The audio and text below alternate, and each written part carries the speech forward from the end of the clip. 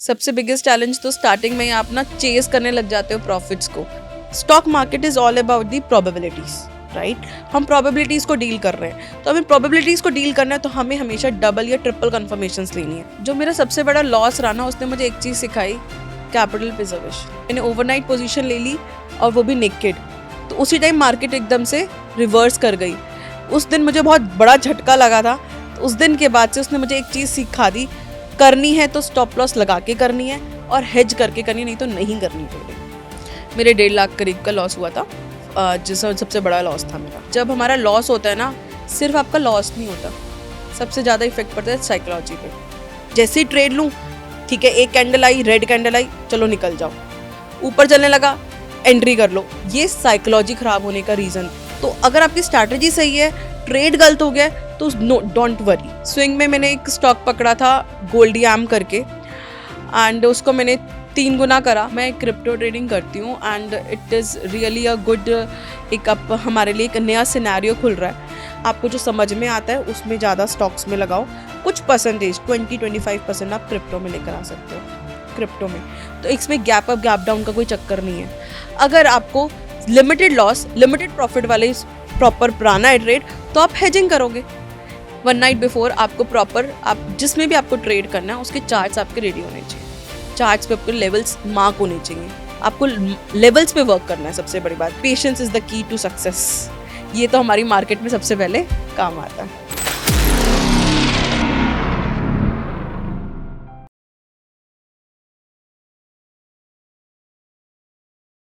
नमस्कार, बाजार के माहिर के एक और ख़ास एपिसोड में आपका स्वागत है। और हमारी हर बार यही कोशिश रहती है कि हम आपको ऐसे एक्सपर्ट से मिलाएं जिनका मार्केट में काफ़ी सालों का एक्सपीरियंस रहा हो, और वो आपको अपने एक्सपीरियंस से सिखा पाएँ मार्केट को कैसे समझना है, कैसे आप उसमें ट्रेड कर सकते हैं, और कैसे अपनी इन्वेस्टमेंट को, ट्रेडिंग जर्नी को आप ईजी कर सकें। तो इसी सीरीज़ में आज हमारे साथ हैं नेहा मैम, जो कि एक सेबी रजिस्टर्ड रिसर्च एनालिस्ट हैं, और आज जानते हैं इनसे इनकी जर्नी, कि इनकी जर्नी कैसी रही है इस ट्रेडिंग पीरियड के दौरान, और ये सेबी रजिस्टर्ड आरए बनने के पीछे का रीज़न क्या है। तो हेलो मैम, कैसे हैं आप? बहुत बढ़िया, thank you for inviting me. Okay, तो मैम आपकी जर्नी स्टॉक मार्केट में कैसे स्टार्ट हुई, और आपको मतलब किन चीज़ों ने इंस्पायर किया कि आप स्टॉक मार्केट में तो हैं बट एक सेबी रजिस्टर्ड बने, और उसके थ्रू आप अपने जो यूज़र हैं, जो व्यूअर हैं, आपको देखना पसंद करते हैं, सुनना पसंद करते हैं, उनको आप कैसे मोटिवेट करें कि हाँ आपको ट्रेडिंग करनी चाहिए, क्यों करनी चाहिए, कैसे करनी चाहिए, क्या चीज़ें आपको ध्यान रखनी है। तो ये कहाँ से शुरू हुआ आपका? स्टडीज़ कर रही थी, सीए कर रही थी। जब मैं सीए फाइनल ईयर में थी, तब हमारा सब्जेक्ट इंट्रोड्यूस हुआ था फाइनेंशियल मैनेजमेंट। वहीं से मुझे इंट्रोडक्शन हुआ अपने स्टॉक मार्केट का। थ्योरी जो थी ना, हमने सीए के अपने कोर्स में ही सीख ली थी, बट ये था कि अब इसको प्रैक्टिकली भी करना है। जो प्रैक्टिकल करना है मैंने स्टार्ट करा आफ्टर मेरी सीए के बाद। मैंने 2-4 साल का गैप आया, उसके बाद हमने स्टार्ट करा, और जब पकड़ा तो फिर पकड़ते ही चले गए। स्टार्ट तो हमने बहुत छोटे लेवल से करा था। और ये कौन से ईयर की बात है मैम? देखो, हाँ, मेरी सीए जब कर रही थी, जब तो था उस टाइम पे इट्स 2010 के आसपास हमने करी थी। मेरी सीए फाइनल चल रही थी 2010, एंड देन उसके बाद मैंने मास्टर्स करी, अपनी एमकॉम करी from Delhi University only. Then हमने बीएड भी करी। सारी चीज़ें, हम सिर्फ उस टाइम एजुकेशन पे ही फोकस थे, हम एजुकेशन करते थे। लेकिन एक कीड़ा चालू हो गया था जब से हमने फाइनेंशियल मैनेजमेंट का मैंने सब्जेक्ट पढ़ा था अपनी सीए में। तो जब से मैंने वो चैप्टर पढ़ा, वहीं पर हमने मॉडल्स पढ़े, कैसे पी रेशियो निकलती है, फॉरवर्ड पी रेशियो कैसे निकलती है, बैकवर्ड इंटीग्रेशन क्या होता है, ये सारे वर्ड्स हमने थ्योरेटिकली जान लिए थे। जो फंडामेंटल्स होते हैं कंपनीज के, और जो स्टॉक मार्केट जिस बेस पे चलती है, वो बेस आपने वहीं से बिल्ड करना स्टार्ट किया था। बिल्कुल, क्योंकि मैं कॉमर्स बैकग्राउंड से थी, मास्टर्स हमने करी, और सीए में तो सिखाते ही हैं कि कंपनीज की डेवलपमेंट, क्वालिफिकेशन, और ऑडिटर जो है अपनी रिपोर्ट्स कैसे बनाता है, क्वालिफाइड रिपोर्ट, अनक्वालिफाइड रिपोर्ट, इन सब की थ्योरेटिकल नॉलेज हमें थी। तो जो कंपनीज में होता है वही तो हमने सीए लाइन में सीखा था ना, सारी चीज़ें। बस उसको प्रैक्टिकली कैसे अप्लाई करना है वो हमें स्टॉक मार्केट में जानना था, करना था। तो वहाँ से कीड़ा था, लेकिन कीड़ा वो होता है ना, उस टाइम पर कीड़े को उछलने नहीं दिया गया था फैमिली के थ्रू। वो बस उस टाइम पे सिर्फ स्टडी स्टडी स्टडी, और एक सिंपल कि इसके बाद आपको जॉब करनी है या फिर अपनी प्रैक्टिस करनी है। कि स्टॉक मार्केट को उस तरह आज भी मतलब उस टाइम तो आप जिस टाइम की आप बात कर रहे हो 2010-12 की, उस टाइम तो लोग जानते भी नहीं थे स्टॉक मार्केट को, और जो लोग बिल्कुल जानते थे बिल्कुल। उनको पता था कि ये एक सिर्फ जुआ है। आज भी मैक्सिमम लोग यही जानते हैं कि स्टॉक मार्केट क्या है, एक जुआ है जिसमें आते हैं 10,000 रुपये लगाना है, 20,000 रुपये हो जाएंगे। और जाएंगे। ठीक है, तो वो लॉन्ग टर्म नहीं सोचते उस चीज़ को कि एक ये भी करियर हो सकता है। तो इसलिए फैमिली हमें पीछे की साइड खींचना स्टार्ट करते हैं कि आप गलत रास्ते पे जा रहे हो। बट अगर उसी चीज़ को देखा जाए कि हाँ, प्रैक्टिस किया जाए, बिल्कुल। छोटे इन्वेस्टमेंट के साथ स्टार्ट किया जाए, एक्सपीरियंस किया जाए, क्योंकि आप जब स्टडी करते हो किसी चीज़ की तो उसमें भी टाइम लगता है कि आप एक इंजीनियर बनना चाह रहे हो, एक सीए जैसे आपने किया, तो उसके बाद आप ये नहीं कि एजुकेशन के बाद सीधा आपको ये बोल देंगे कि इस कंपनी की रिपोर्ट बना।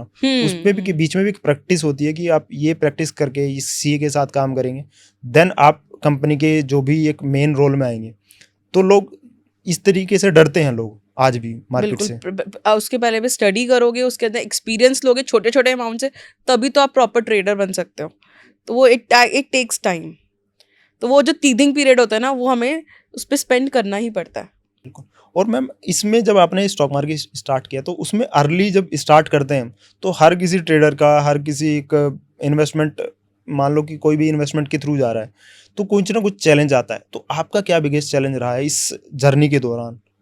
सबसे बिगेस्ट चैलेंज तो स्टार्टिंग में ही आप ना चेस करने लग जाते हो प्रॉफिट्स को, एंड आप साइकोलॉजी मैच नहीं कर पाते हो। आपको बस ये लगता है कि हमें प्रॉफिट्स कमाने हैं, हम उस चीज़ को नहीं देख पाते, हमें कैपिटल प्रोटेक्ट करनी है।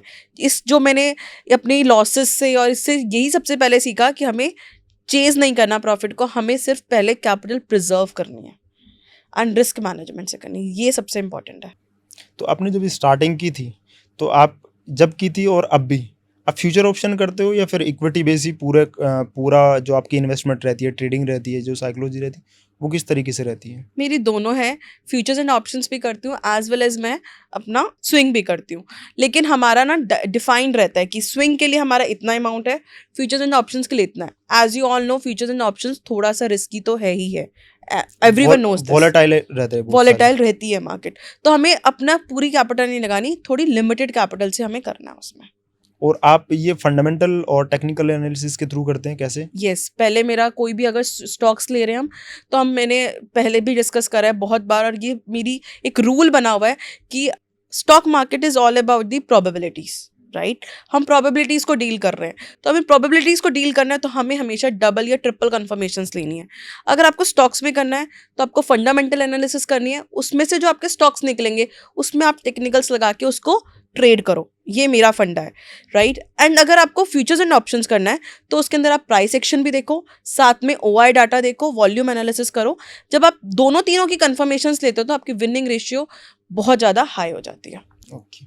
तो इस ट्रेडिंग में मतलब जब आप अभी भी ट्रेडिंग करते हैं तो इतना बड़ा टाइम पीरियड है, आपका एक एक्सपीरियंस है, तो उस एक्सपीरियंस में आपके डाउनफॉल भी आया होगा, बिल्कुल। आपको एक ये भी अपॉर्चुनिटी मिली होगी कि हाँ आज मेरा ये इतना बड़ा प्रॉफिट हुआ है। तो वो जर्नी में आपका सबसे बड़ा लॉस जो रहा है और उसके थ्रू आपने क्या सीखा? जो मेरा सबसे बड़ा लॉस रहा ना, उसने मुझे एक चीज़ सिखाई, कैपिटल प्रिजर्वेशन। एक बार मैंने क्या करा था, एक ट्रेड ले लिया था, ओवरनाइट पोजीशन ले ली थी कि हाँ मैं बड़ी कॉन्फिडेंट थी कि भाई ये तो ऊपर ही जाएगा, एंड मैंने ओवरनाइट पोजीशन ले ली और वो भी नेकेड। तो उसी टाइम मार्केट एकदम से रिवर्स कर गई। उस दिन मुझे बहुत बड़ा झटका लगा था। तो उस दिन के बाद से उसने मुझे एक चीज़ सिखा दी, करनी है तो स्टॉप लॉस लगा के करनी है और हेज करके करनी, नहीं तो नहीं करनी ट्रेडिंग। तो वो मैंने गांठ बांध लिया, भाई करनी है तो एसएल और हेज, अदरवाइज नॉट। और मतलब मिनिमम मतलब मैक्सिमम अगर आप नंबर्स बताना चाहें तो कितना कैपिटल का लॉस हुआ होगा उसमें? मेरे 1.5 लाख करीब का लॉस हुआ था, जिसमें सबसे बड़ा लॉस था मेरा। ओके। और उस टाइम पे जब इतना बड़ा लॉस होता है तो उस टाइम पे आपकी जो माइंडसेट होता है उस पे क्या इफेक्ट आता है, साइकोलॉजी कैसे खराब होती है, और फिर उससे रिकवर करने के बाद में क्या माइंडसेट बन जाता है आपका? बेसिकली पता है, जब हमारा लॉस होता है ना, सिर्फ आपका लॉस नहीं होता, सबसे ज़्यादा इफेक्ट पड़ता है साइकोलॉजी पे, है ना। तो हमें सबसे इम्पॉर्टेंट यही है कि हमें साइकोलॉजी पे वर्क करना है, कभी भी ट्रेडिंग करनी है। तो उसके लिए जब आपका लॉस हुआ तो मेरी साइकोलॉजी एकदम ख़राब हो गई। मैं एकदम से कह रही ये तो चलेगा ही नहीं, जैसे ही ट्रेड लूँ, ठीक है, एक कैंडल आई, रेड कैंडल आई, चलो निकल जाओ। ऊपर चलने लगा, एंट्री कर लो, ये साइकोलॉजी खराब होने का रीजन, ये डर, ये भी मानता हूँ कि ये डर बैठ जाता है, ये डर बैठ जाता है। क्योंकि आप जब बड़ा लॉस कर लेते हो ना, तो फिर आप छोटे लॉस से भी डरने लगते हो। तो आप प्रॉपर ट्रेड ही नहीं कर पाते हो। तो proper trade with proper strategy, कि हाँ मेरे एक सेट ऑफ रूल्स हैं कि ये चीज़ें होंगी, ये 2 या 3 चीज़ें जो हम स्ट्रैटेजी डिस्कस करते हैं ये चीज़ें होंगी, तभी मैं एंट्री लूँगा और ये स्टॉप लॉस होगा। जब आप ये ट्रेड ले ऐसे तरीके से ट्रेड करते हो तो वो उसकी विनिंग रेशियो ज़्यादा हो जाती है, and this is called good strategy. But अगर उसमें भी आपका लॉस हो दैट इज बैड ट्रेड, आपका ट्रेड गलत हो गया बट आपकी स्ट्रैटेजी सही थी। तो अगर आपकी स्ट्रैटेजी सही है, ट्रेड गलत हो गया तो no, don't worry, it's like हाँ ठीक है मार्केट का ट्रेंड अलग था तो वो हम नहीं कर पाए कैप्चर, सिंपल, ठीक है। तो आपको सबसे ज़्यादा कैपिटल प्रिजर्व पे फोकस करना है और स्ट्रैटेजी आपको सिंपल एंड स्टेडी रखनी है। और अभी तक का सबसे बड़ा प्रॉफिट कितना हुआ है? और कब हुआ था ये? मतलब कोई एक्सपीरियंस उसका आपको? उसका एक्सपीरियंस बेसिकली मैंने स्विंग में बहुत अच्छा कमाया। स्विंग में मैंने एक स्टॉक पकड़ा था गोल्डियाम करके, एंड उसको मैंने 3 गुना करा बहुत ही जल्दी। जैसे ही न्यूज़ आई थी मोजेनाइट की, अपने लैब ग्रोन डायमंड्स की, तो हमने इसको रिसर्च करी पूरी। तो एक स्टॉक है गोल्डियाम करके, गोल्डियाम इंटरनेशनल, उसने हमें 4 गुना पैसे बना के दिए। बहुत बढ़िया रहा हमारा ट्रेड। तो मैम जब एक बड़ा लॉस होता है, एक बड़ा प्रॉफिट होता है, तो उसके बाद जो साइकोलॉजी होती है वो कैसी रहती है? और जब आपने भी बताया कि आपके सेट ऑफ रूल्स हैं, तो आप उन सेट ऑफ रूल को कहाँ पे सेट करते हो और क्या क्या पॉइंट्स आप यूज़ करते हो ताकि वो चीज़ आप दोबारा से रिमेंबर करो और देखो कि गलतियाँ कहाँ पे हुई हैं? वो कौन से रूल्स होते हैं आपके? देखो, सेट ऑफ रूल्स तो ऑप्शंस के लिए अलग हैं, स्विंग स्टॉक्स के लिए अपने स्टॉक्स में बिल्कुल अलग है। स्टॉक्स में हम करते हैं पहले फंडामेंटल एनालिसिस करते हैं, हमने 3-4 स्क्रीनर्स बना रखे हैं। पहले हम क्या करते हैं, हम देखते हैं कि रिलेटिव स्ट्रेंथ किस में ज़्यादा है, कौन से स्टॉक्स में रिलेटिव स्ट्रेंथ है। हमने रिलेटिव स्ट्रेंथ से हमने स्क्रीनर से हमने कुछ स्टॉक्स निकाल लिए। मत समझिए आप 1400 स्टॉक्स है तो उसमें से 600 स्टॉक्स हमारे निकल गए कि ये रिलेटिव स्ट्रेंथ के हैं। फिर हम उन्हीं स्टॉक्स में वॉल्यूम एनालिसिस करते हैं कि किस में वॉल्यूम रॉकेटिंग हो रही है, तो उसमें से हमारे निकल जाते हैं अराउंड 100-150 स्टॉक्स। फिर देन हम उसमें निकालते हैं कि इसकी स्टॉक्स, हमें ये तो दिख गया इसकी वॉल्यूम एनालिसिस, ये वॉल्यूम इसमें ज़्यादा आ रहा है, क्या इसकी पैट ग्रोथ भी ज़्यादा थी लास्ट ईयर से? लास्ट 3 ईयर्स में उसकी पैट ग्रोथ अगर मोर देन 30%, 20% है, वो स्क्रीन निकलेगी। देन हम आते हैं वैल्यूएशंस पे कि इसकी वैल्यूएशंस पी लेस देन 40 कौन से हैं। अब उनके हम ये ऐसे जब स्क्रीन लगाते गए ना तो सिर्फ हमारे पास निकल जाते हैं 30-40 स्टॉक्स जो फंडामेंटली भी अच्छे हैं और वैल्यूएशन भी उनकी सस्ती है। अब उन 40 स्टॉक्स हमारे, जो हमें इतने सारे स्टॉक्स में 5000 में से सिर्फ जब 40 स्टॉक्स निकल जाते हैं ना, उनकी एनालिसिस करनी अपनी आसान हो जाती है। फिर उसमें हम लगाएंगे proper technical analysis, proper trades, जो हम चार्ट पैटर्न्स लगाएंगे, सिंपल प्राइस एक्शन लगाएंगे, and then we trade in that. Ma'am जैसे आपने दोनों चीज़ें बताई, तो स्ट्रैटेजी की भी बात हुई थी हमारी, तो एक बैड स्ट्रैटेजी और एक बैड ट्रेड, आपने भी बताया था अभी बैड ट्रेड के हाँ बारे जी, में। हाँ जी, हाँ जी। तो बैड स्ट्रैटेजी और बैड ट्रेड के बीच में क्या डिफरेंस होता है? सी, एक होती है बैड, अगर आपने कोई स्ट्रैटेजी लगाई जो आपके सेट ऑफ रूल्स हैं और वो उसके हिसाब से आपने अपनी ट्रेड लिया है, तो दैट इज आपका स्ट्रैटेजी तो सही थी लेकिन वो मार्केट रिवर्स कर गई, तो दैट इज बैड ट्रेड। ठीक है, हमारा स्टॉप लॉस हिट हो गया, सिंपल। तो वो तो एक चीज़ हो गई। बैड स्ट्रैटेजी इज लाइक आपने कोई सेट ऑफ रूल्स ही नहीं लगाए, सिर्फ आपने देखा, इम्पल्सिव हो गए आप कि हाँ हमें ये अच्छा लग रहा है, चलो ट्रेड ले लेते हैं। आज हम मार्केट में आए, कुछ प्रिपरेशन नहीं करी, कोई हॉरिजॉन्टल लाइंस नहीं आपकी ड्रॉ है, कोई ट्रेंड लाइंस आपकी ड्रॉ नहीं है, कोई आपने RSI नहीं देखा, कुछ नहीं देखा, भाई हमें तो ट्रेड करना है। सुबह उठे, मार्केट आँख खोली और भाई हमें ट्रेड करना है और एंट्री बना ली। That is the bad strategy. तो कोई बिगिनर्स है जो ये पॉडकास्ट हमारा देख रहे हैं, तो उनके लिए कोई ऐसी स्ट्रैटेजी जिसमें वो आए मार्केट में, सुबह 1-2 घंटा दे, 2-3 घंटे दें, और उसके बाद वो 1000-500 रुपये का प्रॉफिट कर ले, या फिर कुछ भी प्रॉफिट करें, मतलब सीखना भी स्टार्ट करें और साथ में प्रॉफिट भी करना स्टार्ट करें, तो वो क्या स्ट्रैटेजी होनी चाहिए? क्या क्या उसको पॉइंट्स फॉलो करने चाहिए? क्या आपके हिसाब से क्या हो सकता है? ये 1000-1500 वाली जो चीज़ है ना, ये तो सबसे मतलब बहुत ही बेकार चीज़ें हैं। ये इसी की वजह से लोग जो है ना, आप देख रहे हो डाटा ज़ेरोधा का, अब पूरी इंडिया का डाटा देख रहे हो कि 10 में से 9 लोग जो हैं लॉस में है। उसके पीछे रीज़न ही यही है कि हर कोई सोचता है कहीं सट्टा थोड़ी ना, रोज आओगे 1000 रुपये बन जाएंगे, ऐसा नहीं होता है। आपको क्या करना है, आपको मंथली अपनी ग्रोथ देखनी है। 2 से 3% मंथली अगर आप कमा रहे हो ना, that is more than enough. Mind it, I am telling about the monthly, not daily. आपको 2-3% डेली नहीं कमाना है, मंथली अगर आप 2-3% मंथली आप समझ रहे हो कितना हो गया, 12 दूनी 24 या 36%, 24 से 36% आप कमा रहे हो तो बहुत अच्छा कमा रहे हो। आपको सिर्फ वो निकालना है। एंड स्ट्रैटेजी कुछ नहीं है, आपको सिंपल रोज के top gainers and top losers देखने हैं, उसके अंदर देखना है हाँ उसमें प्राइस की मूवमेंट है, देन उसमें ही आपको प्राइस एक्शन लगाना है। अगर आपको इंट्राडे करना है उसमें आपको प्राइस एक्शन लगाना है, आपको अच्छा अर्न कर पाएंगे। और बिगिनर्स के लिए ऐसे कोई सेट ऑफ रूल्स होते हैं, मतलब आप भी फॉलो किए होंगे, आपने भी मतलब जब गलतियां की होंगी फिर उसके बाद एक ट्रेडिंग पैटर्न बनाया होगा, एक आपने कुछ रूल्स बनाए होंगे अपने लिए कि ये मुझे रूल्स फॉलो करने हैं जब मैं ट्रेड में होती हूँ, या फिर उसके बाद मुझे क्या क्या चीज़ें चेक करनी है। तो 5 ऐसे रूल या फिर 5 ऐसी गलतियां जिनसे आपने सीखा और वो आप व्यूअर को हमारे बताना चाहती हैं। सबसे पहले तो आपको बहुत शांत होकर अपने ट्रेड्स करने हैं। एंड एक रात पहले, जैसे आपके 9:15 पे, ये नहीं कि आपने मार्केट खोली और आप एंट्री बना ली, ऐसे नहीं होता है। 1 नाइट बिफोर आपको प्रॉपर, आप जिसमें भी आपको ट्रेड करना है उसके चार्ट्स आपके रेडी होने चाहिए। चार्ट्स पे आपके लेवल्स मार्क होने चाहिए, आपको लेवल्स पे वर्क करना है। सबसे बड़ी बात, मेरे पास कई बार क्वेश्चन आते हैं, मैम पुट ले लें क्या, आज तो अच्छा नीचे है मार्केट, पुट ले लें, कॉल ले लें। अगर ऐसे ट्रेड होती तो सभी कर लेते ट्रेड, ऐसे नहीं होता है। आपको लेवल्स पे वर्क करना है, हमें ओआर डाटा देखना है, आपको लेवल्स पे वर्क करना है। सबसे बड़ी बात, आपकी पहले से प्रिपरेशन होनी चाहिए। सेकंड, आपको ओवर ट्रेड नहीं करना है, पूरे दिन में सिर्फ 2 ट्रेड से ऊपर नहीं ट्रेड करना है आपको।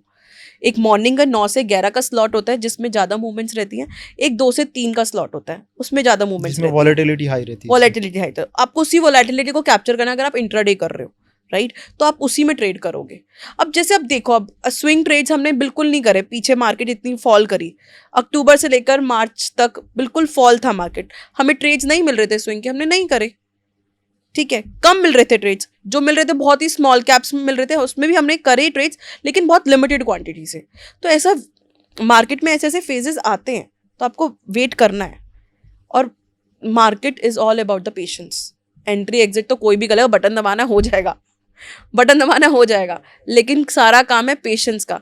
पेशेंटली आप कब एंट्री ले रहे हो और कब एग्जिट कर रहे हो, वो सारा खेल है, और उसको कितना ट्रेल कर करके आप ऊपर लेकर जाते हो। 4th पॉइंट, आपको ओवर ट्रेड नहीं करना, साइकोलॉजी मेंटेन रखनी है। साइकोलॉजी मेंटेन करने के लिए, और बैड ट्रेड और बैड स्ट्रैटेजी की आपने बात करी, वो उसको हेल्प करता है हमारी प्रॉपर ट्रेडिंग जर्नल जो मेंटेन करता है। आप जब भी अपने जर्नल देखोगे ना, आपको पता चलेगा, अच्छा मुझे ये रीज़न लिखना है, इसके पीछे रैशनल लिखना है कि यह सही है या गलत लिया हमने ट्रेड। तो आपको एक ट्रेडिंग जर्नल मेंटेन करनी चाहिए, डिसिप्लिन से काम करना चाहिए, और patience is the key to success. ये तो हमारी मार्केट में सबसे पहले काम आता है। अभी जैसे मार्केट में जो पार्टिसिपेशन है, आप देखें जो नए ट्रेडर आ रहे हैं, जो नए नए यूट्यूब पे भी आ रहे हैं, आपको तो काफ़ी एक्सपीरियंस है, तो ये जो लोग नए आ रहे हैं मार्केट में, ठीक है, आते हैं, लॉस करते हैं, फिर प्रॉफिट पे जाते हैं, प्रॉफिट तो बहुत ही कम होता है। तो उन लोगों के लिए, मतलब जो अर्ली 20s में है, मतलब 20, 22, 25 के आसपास में है लोग, उनको आप क्या बताना चाहेंगे ताकि वो आगे चल के लॉन्ग टर्म में जाके अपना कैपिटल भी गेन कर पाएँ और एक अच्छा कॉर्पस बना पाएँ? कॉर्पस बनाना है तो सबसे पहले मैं कहूँगी, सबसे पहले स्टार्ट करो इन्वेस्टमेंट से, धीरे धीरे मार्केट को समझने की कोशिश करो। देन आप आओ स्विंग ट्रेडिंग पे, आते इंट्राडे पे मत आओ, इंट्राडे सबसे लास्ट में होता है। सबसे पहले गो फॉर इन्वेस्टमेंट्स, अच्छे लार्ज कैप्स में करो पहले इन्वेस्टमेंट्स, देन आपको लग रहा है मूवमेंट कैप्चर करनी है तो स्विंग ट्रेडिंग में आओ। स्विंग ट्रेडिंग से बेस्ट ट्रेडिंग मैं आपको कहूँगी किसी चीज़ में नहीं। आपका मेन मकसद क्या है, देखो कॉर्पस बनाना है ना, तो जरूरी है आपको इंट्राडे से ही बनाना है, कोई रोज की घिचपिच से कमाना है। देखो, ज़्यादा मेहनत करने वाला ज़रूरी नहीं है वो ज़्यादा वेल्दी हो, कम मेहनत करने वाला, रिलैक्स रहने वाला, जिंदगी इंजॉय करने वाला भी ना अच्छे पैसे कमाता है, क्योंकि उसके एक तरीके होते हैं। आपको एक सिस्टम्स बनाने पड़ते हैं, उसको फॉलो करो एंड रिलैक्स करके आप ट्रेडिंग करो। Swing trades is the best way of trading, इससे बेस्ट वे हो ही नहीं सकता। उसके अंदर आपको ये भी पता है उसके रीज़न क्या है। एक प्राइस जो है ना वो रिफ्लेक्ट करता है उसकी अर्निंग्स को, राइट। आप क्वार्टरली अर्निंग्स देखनी है आपको, कंपनी के फ्यूचर्स देखने हैं कि आगे फ्यूचरिस्टिक है कंपनी या नहीं, आगे ये गवर्नमेंट इसको फोकस कर रही है नहीं कर रही, पीएलआई स्कीम्स दे रही है नहीं दे रही। ये 3-4 चीज़ें हैं, आप देखोगे ना कि हाँ ये फ्यूचरिस्टिक है, आगे इसका ग्रोथ है, आप उसको देखो, उसको आगे, और साथ में आप टेक्निकल एनालिसिस लगा लो, द बेस्टेस्ट वे, जिससे के थ्रू आप एक स्टॉक में 25-30% तो मिनिमम निकाल लेते हो, मिनिमम है ये, मिनिमम आराम से निकालते हो। और फिर आपको फॉर एन एग्जांपल आपके पास 1 लाख रुपए है, आपको फिर भी चुल हो रही है भाई मुझे तो इंट्राडे करनी है, तो आप क्या करोगे ना, सबसे पहले 1 लाख रुपए, 1 लाख से 25-30% निकाल के स्विंग ट्रेड से पैसे बनाओ, स्विंग ट्रेड में लगाओ। जो उसमें से 25-30 हज़ार रुपये आपने कमाए हैं ना, उसमें से 15,000 से आप, मतलब कि मैं एक एग्जांपल दे रही हूँ आपको परसेंटेज के हिसाब से, आपने अगर 30% निकाला है तो 30% का 15% सिर्फ आप लगाओ इंट्राडे में, तो आपको ऐसे होएगा ग्रो कॉर्पस। अगर आपको कॉर्पस ग्रो करना है, खेलना है तो आप बटन दबाते रहो, खेलते रहो, उसमें तो कोई दिक्कत है नहीं, कॉलपुट खेलते रहो, कॉलपुट खेलते रहो। देखो बनता है पैसा, मैं ये नहीं कहती ऑप्शन बाइंग में पैदा ही नहीं, लेकिन चांसेस बहुत कम है आपको उस चीज में, विनिंग और प्रोबेबिलिटी आपकी कम होती है उसमें, बहुत कम है, क्योंकि थीटा डी के आपके अगेंस्ट चलता है पूरा उसमें। और करना है तो ऑप्शन सेलिंग करो, सबसे बेस्ट तरीका मुझे क्या लगता है, आपने स्टॉक्स लिए, ट्रेड आपने कोई आपने पोजिशनली ट्रेड ले लिया आपने स्टॉक्स में, swing trades, fundamental plus techno picks लेकर, एंड अगर आपकी वो उसकी रेशियो है, आपको महीना 1.5 महीना आपको वो स्टॉक रखना है, आपने उसको कर दिया प्लेज करके आप ऑप्शन सेलिंग कर सकते हो, ऑप्शन बाइंग तो नहीं कर सकते, ऑप्शन सेलिंग कर सकते हो, तो आपको वो जो कैपिटल है ना वो वेस्ट भी नहीं हुआ, राइट। प्लेज करा आपने, प्लेज करने के बाद फिर उसकी आप कर सकते हो ऑप्शन सेलिंग। ऑप्शन सेलिंग की भी विनिंग रेशियो ज़्यादा होती है क्योंकि हमें थीटा डीके का बेनिफिट मिलता है। तो बेस्टेस्ट वे आपने, इधर से स्टॉक भी चल रहा है अपना, उधर से आपको कॉर्पोरेट एक्शन से भी पैसा आएगा, जो भी डिविडेंड बोनस कुछ आएगा वो भी बनेगा, ऊपर से आपने इससे ऑप्शन सेलिंग भी कर ली। लेकिन ये नहीं कि आपकी 10 लाख की कैपिटल, 10 लाख से आपने ऑप्शन सेलिंग में आ गए हो, इधर पैसा बनेगा इधर गवाओगे, ऐसे नहीं करना है।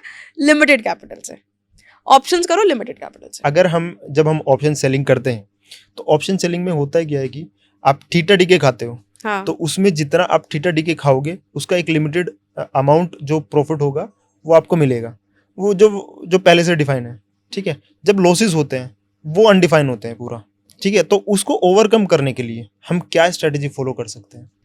अगर लॉसेस तो अनडिफाइंड होंगे अगर आप स्टॉप लॉस नहीं लगाओगे, राइट। अगर आपको नेकेड सेलिंग करनी है, अगर आपको लिमिटेड लॉस लिमिटेड प्रॉफिट वाले प्रॉपर प्राना है ट्रेड, तो आप हेजिंग करोगे।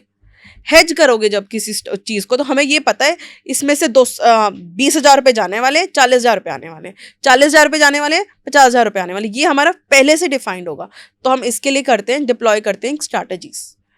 फॉर एन एग्जाम्पल, मैंने आपको एक स्ट्रैटेजी में जैसे हमने डिस्कस करा हुआ था, 21,800 से मार्केट रिबाउंड करी थी, राइट। अब जनवरी से रिबाउंड करनी स्टार्ट करी 21,800 से, हमें पता चल गया यहाँ से मार्केट ऊपर चल सकती है। फिर हमारा कंफर्मेशन आ गई, गोल्डन क्रॉसओवर पर भी हायर हाइज बनाने लग गए, हमें पता चल गया यहाँ से मार्केट रिबाउंड कर रही है, ठीक है।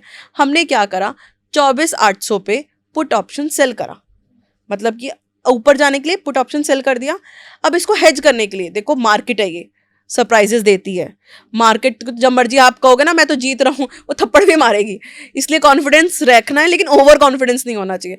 तो हमने 24,800 का पुट ऑप्शन सेल करा, तो नीचे हमने 3-4 पॉइंट्स नीचे 24,400 पे हमने पुट ऑप्शन बाय भी कर लिया, जिससे क्या हुआ, हमारी हेज हो गई पोजीशंस। तो हमारा लिमिटेड लॉस लिमिटेड प्रॉफिट पे आ गए, और हम उसको लेकर कैरी फॉरवर्ड भी कर सकते हैं, टेंशन खत्म है। हाँ, हमें ये पता है 20,000 रुपये जाएंगे, 40,000 रुपये आएंगे, ये फिक्स्ड है, ना इससे ज़्यादा ना इससे कम। तो हेज करके चलना है हमेशा चीज़ों को। तो मैम जैसे लोग आते हैं ट्रेडिंग में, ठीक है, स्टार्टिंग करते हैं कि भाई चलो जॉब नहीं है, ठीक है, कहीं से उन्होंने वीडियो देखी और वो इंस्पायर हुए, मोटिवेट हुए कि हाँ इससे भी पैसा कमाया जा सकता है, बट उनके पास कोई जॉब नहीं है, कुछ नहीं है, तो वो इन्वेस्टमेंट करना ठीक रहता है, उस तरीके से ट्रेड करना, या फिर अपने आप को पहले सेव करो, एक अर्निंग सोर्स बनाओ, देन आप मार्केट में आओ? ऑब्वियसली अगर आप बिल्कुल फ्री हो ना और फिर ट्रेडिंग कर रहे हो तो कभी ट्रेडिंग अच्छी नहीं होगी, क्योंकि आप पूरे दिन मार्केट को ही देखते रहोगे। आपको मार्केट को लिमिटेड टाइम देना है। अगर आप पूरे दिन मार्केट को देख रहे हो तो कभी अर्न नहीं कर पाओगे, आप ओवर ट्रेड करोगे कि मुझे लगा इसी से कमाना है, मुझे इसी से कमाना है। जैसे आपने अभी क्वेश्चन पूछा, 1,000-1,500 डेली हमें कमा लूँ, बहुत लोगों की एक साइकोलॉजी होती है, मैम बस मेरे रोज के 1,000 रुपये के खर्चे हैं, पूरे दिन के इसी में से निकलते हैं। ऐसा नहीं हो सकता, पॉसिबल ही नहीं है। ये मैं साइन करके स्टैम्प पेपर पे दे सकती हूँ, भैया ये पॉसिबल नहीं है कि आप रोज 1,000 रुपये 1,500 रुपये, मतलब नहीं पॉसिबल। आपको स्ट्रैटेजीज बनानी है, लेकिन आपको देखना है 2 to 3% मंथली निकल जाए, दैट्स इट। और कितने कैपिटल से हम कर सकते हैं? मतलब अगर कोई आ रहा है, मार्केट में आ रहा है, तो अभी बहुत सारे लोग कर भी रहे हैं जिसके पास 15-20 हज़ार रुपए का कैपिटल, बट हमें एक एक अमाउंट होता है जिससे हम आके मार्केट में काम करें, एक्सपीरियंस भी लें और सीखे भी, और कैपिटल भी कम ना हो हमारा। हम्म। तो वो कैपिटल क्या होना चाहिए हमारा? एवरेज कैपिटल कितना यूज़ करना चाहिए हमें मार्केट में आने के लिए? देखो, 1,00,000 1,50,000 से कम में तो मार्केट में मेरे हिसाब से आना ही नहीं चाहिए। अगर आप उससे कम में आ रहे हो तो मतलब आपके पास इतनी रिस्क एपेटाइट है ही नहीं आपके पास। जो आपके पास है वो भी खो दोगे। अब 15-20 हज़ार रुपये जो लेकर आएगा वो ऑप्शन बाइंग करेगा। ऑप्शन बाइंग भी करेगा तो ओटीएम बाय करेगा। तो ओटीएम तो आपको पता ही है क्योंकि उसको जिसके अंदर सस्ते प्रीमियम खरीदने हैं उसको। सस्ते प्रीमियम खरीदने पड़ेंगे। तो ओटीएम तो पहले ही बता रहा है, मेरा तो चांसेस ही, विनिंग रेशो ही 10% है बस। अगर आप ओटीएम बाय कर रहे हो, सारा ही उसमें थीटा डीके, उसमें सिर्फ है ही टाइम वैल्यू। एक ओटीएम का प्रीमियम कैसे बनता है? एक इंट्रिंसिक वैल्यू होती है और एक थीटा डीके होता है, ठीक है। अब उसके अंदर इंट्रिंसिक वैल्यू ही नहीं है, 90% तो उसके अंदर थीटा ही है, और थीटा तो खत्म होना ही है विद टाइम। तो प्रोबेबिलिटी ऑफ विनिंग तो पहले ही आप जीरो पे लेके चल रहे हो। तो आप 15-20 हज़ार वाले को तो ट्रेडिंग करनी ही नहीं चाहिए। कम से कम 1,00,000 1,50,000 रुपए है। और मैं तो कहती हूँ 1,00,000 1,50,000 रुपए तो ये उसके हैं जो सिर्फ ट्रेडिंग कैपिटल है। वैसे उसके पास नेटवर्थ थोड़ी ठीक ठाक हो तभी ट्रेडिंग में आओ, नहीं तो मत आओ। तो आपके लिए सिंपल है, आप करो इन्वेस्टमेंट्स या फिर ज़्यादा से ज़्यादा स्विंग ट्रेडिंग। स्विंग ट्रेडिंग आप कर सकते हो। स्विंग ट्रेडिंग में रिस्क आप बहुत लिमिटेड रहता है अगर आपने तरीके से स्ट्रैटेजी अप्लाई करी है तो। सबसे पहले तो एक चीज़ और जानने वाली बात है कि सब आते हैं कि हाँ भैया इसी से हमें घर खर्चा चलाना है। मेरे पास बड़े क्वेश्चंस आते हैं, ये कमेंट्स में आते हैं, लाइव में भी लोग पूछते हैं क्वेश्चन कि मैम हम ना इसी से घर खर्चा चलाने जाते हैं, मैं तो ये हूँ, मैं तो जॉब कर नहीं सकता हूँ, ये है वो है। एक बात सोचो, और कैपिटल लेकर आ रहे हो आप 10,000। 10,000 का आप ज़्यादा ज़्यादा कितना कमा लोगे? चलो 10% भी कमा लिया फॉर एन एग्जाम्पल। 10% कितना बनता है? 1,000 रुपये। 1,000 रुपये से क्या खर्चा निकलता है क्या? दो देखो, मंथली अब 10% से ऊपर कोई निकाल रहा है तो बहुत बहुत बड़ा दिग्गज इंसान है, बहुत बड़ा ट्रेडर है, तो ही 10% निकाल सकता है। जनरली 10% नहीं निकलता है मंथली। वो एक्सेप्शनल केस होते हैं। आप देखो ना, वॉरेन बफेट कितना बोलते हैं, कितना कमाते हैं वो। हाँ, मतलब 18 to 19 वो है उनका रेशियो है, रेशियो रहता है। ठीक है। ठीक और है, आप बात करो 10% की भी, और वो जो भी अगर मंथली मंथली और एक साल का करे तो 120% होता है वो। 120%, तो वो तो अलग ही लेवल हो गया भाई, जो कर रहा है तो आप 120%। सट्टा खेलने के लिए आए छट्टा हो। खेलना है। तो 10% तो आप कैपिटल कम से कम रीजनेबल तो हो, अगर आप सोच रहे हो कि घर खर्चा चलाना है। और वैसे सबसे पहली बात तो मैं ये अब सबको एडवाइस करूंगी, घर खर्चा चलाने वाली तो आप इसमें लाओ ही मत। आपके पास एक पैसिव इनकम, आपके पास एक अलग सोर्स ऑफ इनकम जरूर होना चाहिए, तब आप ट्रेडिंग में आओगे तो आप अच्छा अर्न कर पाओगे। एक्टिव इनकम होनी चाहिए आपकी हाँ, पहले। अलग एक एक्टिव इनकम जरूर है। ये आप एक्स्ट्रा अपनी कॉर्पस ग्रोथ करने के लिए करिए, इसमें अच्छा अर्न कर सकते हो, इसमें कोई डाउट नहीं है। स्टॉक मार्केट से ज़्यादा पैसा तो कहीं है ही नहीं। एक अपना एक कोट है ना, स्टॉक मार्केट एक ऐसा कुआं है जो सबकी प्यास बुझा सकता हर्षद है। मेहता का जो हर्षद मेहता का जो उसको है, वो तो सच्चाई है ही। बट जब आपका माइंड फ्री है, आपकी अलग से जो मेन बेसिक खर्चे हैं वो एक आपके अलग से एक्टिव इनकम कंप्लीट कर रही है, तब। तो मैम आप मतलब जैसे अभी आज का टाइम में सिनेरियो चेंज हुआ, जैसे मार्केट गिरी, अभी थोड़ा सा बाउंस बैक भी कर रही है, बट इस टाइम पे एक चीज़ बढ़ी है, आप देख रहे हो क्रिप्टो बहुत चला है। हाँ, बिल्कुल तो बिल्कुल। आप क्रिप्टो करते हैं, आप उस तरीके को कैसे समझते हैं क्रिप्टो को? मैं क्रिप्टो ट्रेडिंग करती हूँ and it is really a good, एक अब हमारे लिए एक नया सिनेरियो खुल रहा है क्रिप्टो, जिसमें अच्छी अर्निंग हो रही है। आप अच्छे कॉइन्स में आप इन्वेस्ट भी कर सकते हो, लेकिन कैपिटल वही एक, इसको रिस्क मैनेजमेंट करने का ही तरीका कहेंगे। ये नहीं आपके पास 1,00,000 रुपए है तो 1,00,000 का 1,00,000 आप क्रिप्टो में लगा दोगे, ऐसे नहीं करना है। आपको जो समझ में आता है उसमें ज़्यादा स्टॉक्स में लगाओ, कुछ परसेंटेज 20-25% आप क्रिप्टो में लेकर आ सकते हो। एंड इन्वेस्टमेंट करनी है तो सिर्फ जो बेसिक अच्छे कॉइन्स है, बिटकॉइन हो गया, इथीरियम हो गया, इन 2-4 कॉइन्स में ही लगाओ। और कैप्चर करने के लिए ट्रेडिंग कर सकते हो। ट्रेडिंग अच्छी हो पाती है, रीजन बिहाइंड क्रिप्टो 24/7 ओपन है, ठीक है। रेगुलेशंस इसमें अभी डेवलपिंग स्टेज पे हैं, प्रॉपर रेगुलेशंस अभी आई नहीं है क्रिप्टो में। तो इसमें गैप अप गैप डाउन का कोई चक्कर नहीं है। वोलेटिलिटी हाई होती है तो ट्रेडिंग पॉइंट ऑफ व्यू से बहुत अच्छी मूवमेंट्स हम कैप्चर कर सकते हैं। चार्ट्स, जैसे स्टॉक मार्केट में चार्ट्स हैं ऐसे इसमें चार्ट्स हैं। चार्ट्स वही रहते हैं, प्राइस एक्शन वही रहता है। प्राइस एक्शन को फॉलो करके आप बहुत अच्छे से इसमें ट्रेडिंग कर सकते हो। बस मार्केट चेंज है, प्राइस एक्शन तो वही है। जिसको चार्ट आ गए, जिसको प्राइस एक्शन पढ़ना है, वो कहीं भी ट्रेड कर सकता है। राइट। और मैम क्रिप्टो और स्टॉक मतलब दोनों मार्केट अलग है, बट चार्ट सबके सेम है, आपने भी बताया, ठीक है। मार्केट तो अलग ही है। तो जो क्रिप्टो है वो एक फ्यूचरिस्टिक प्रोजेक्ट है, ठीक है, और जो स्टॉक है वो ट्रेडिशनल मार्केट चलता हुआ आ रहा है। तो इन दोनों में डिफरेंस क्या होता है? इन दोनों में डिफरेंस यही कह सकते हैं, क्रिप्टो एक नई करेंसी अपनी बन रही है, आगे इसका फ्यूचर तो स्ट्रांग है, लेकिन ना हमें इसका बेस सबको डिफाइंड नहीं है। स्टॉक्स में हम फंडामेंटली चेक कर पाते हैं, तो इसलिए मैं कह सकती हूँ कि आपको लॉन्ग टर्म के लिए एक इन्वेस्टमेंट करनी है, सेफ वाली चलनी है, तो आपको स्टॉक्स में इन्वेस्टमेंट जरूर रखनी है। आपको ना डाइवर्सिफाई करना है पोर्टफोलियो।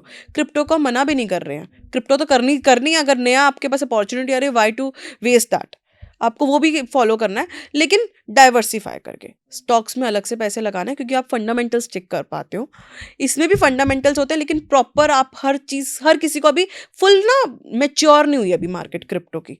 जब मैच्योर हो जाएगी तब आपके उसके फंडामेंटल्स भी चेक कर पाएंगे, जो बेसिक फंडामेंटल्स है कुछ कॉइन्स की, माइनिंग कैसे होती है, क्या आगे स्कोप है, वो सब पता लग पाएंगे। अभी इतनी तरीके से मैच्योर नहीं है, तो आपको डाइवर्सिफाई करके रखो। मोस्टली पैसा रखो आप अपना स्टॉक्स में ही। क्रिप्टो में जो 2-4 मैंने आपको बेसिक अच्छे वाले कॉइन्स बताए उसमें, एंड औरों में आप ट्रेडिंग करो, वॉलेटिलिटी को कैप्चर करो अच्छे से, प्राइस एक्शन को। जो व्यूअर हमारे ये पॉडकास्ट देख रहे हैं, ठीक है, जो लास्ट तक रुके हैं, उनके लिए कोई ऐसा ज्ञान दे दो ताकि वो उनको याद रहे कि हाँ ये चीज़ें तो मुझे ज़रूर करनी चाहिए, ये चीज़ें मुझे ज़रूर सीखनी चाहिए। सबसे बड़ा ज्ञान है फंडामेंटल एनालिसिस। प्राइस जो है ना, रिफ्लेक्शन है अपनी अर्निंग्स का। जिस भी कंपनी में अर्निंग्स ग्रोथ अच्छी आ रही है, हर एक कंपनी के ना फेजेस होते हैं। इंट्रोडक्शन फेज होता है, देन ग्रोथ फेज होता है, फिर एक मेच्योरिटी फेज आता है, देन डिक्लाइन फेज आता है। आपको उस इंट्रोडक्शन से जो ग्रोथ वाला फेज है ना, स्टेज 1 से स्टेज 3 तक जो फेज है, वो आपको कैप्चर करना है।